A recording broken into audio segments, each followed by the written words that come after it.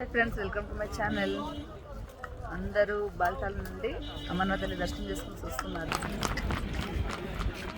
చాలా రష్ వచ్చేవాళ్ళు ఎన్నో అవుతున్నారు. అడిగాను ఒకరిని, స్వామి చిన్నగా ఉన్నారు అనేసి అన్నారు. సో వెదర్ ఇక్కడ రోజు రోజు మారిపోతుందండి. ఈరోజు బాగానే ఉంది వెదర్. పల్లకి వెళ్తున్నారు. ఇక్కడ పల్లకి తీసుకుంటే ఒక లాభం ఏంటంటే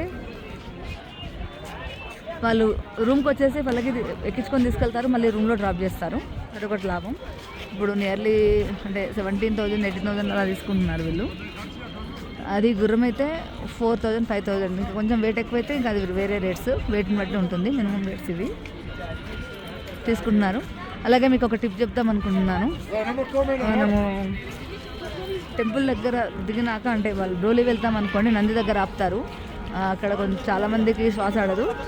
సో అలాంటి పరిస్థితుల్లో ముక్కుతో మాత్రమే శ్వాస తీసుకోవాలి, నోటితో తీసుకోవద్దు.